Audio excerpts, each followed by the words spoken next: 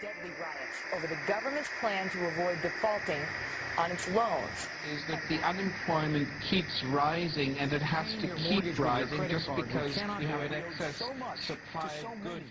But the latest census numbers prove the United States has the biggest gap between rich and poor compared to all westernized countries today. From last year, according to U.S. Census data, the percentage of very poor went up in 300 out of 360 of the largest metropolitan areas, and the poverty rate of children increased by 22%, with 1 of 4 children on food stamps.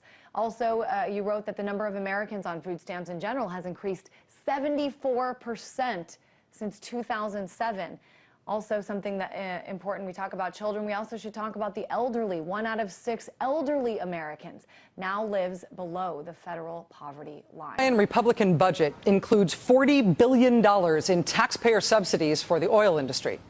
ExxonMobil today announced that its profits this past quarter were the second highest profits ever recorded for any company in any industry ever in the history of the world. America now has, by many standards, the lowest social mobility of all of the high-income countries, meaning that a child born into poverty is likely to grow up as a poor adult. And this is stunning for a country that not only prides itself as being a middle-class society, but as the society where anyone can make it and where social mobility is so high. That on top of the $500 billion that we have already spent on the war in Iraq, it will cost us another $2 trillion over the next decade.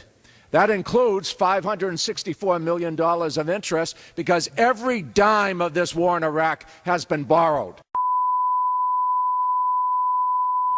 My wages didn't go up, but prices went up. Gas goes up, milk goes up, trains go up. How am I supposed to live?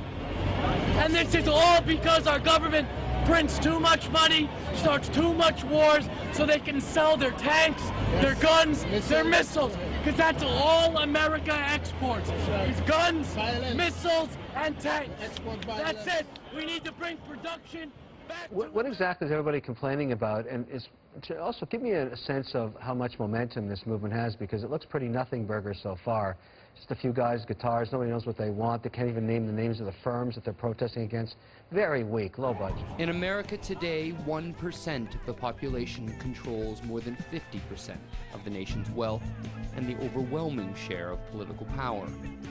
The Occupy Wall Street crowd have come together around the slogan, "We are the 99%. This is an Occupy Wall Street protest. Everyone's got their own reasons for wanting to march, but me personally, I'm here to march for corporate accountability and pretty much more awareness.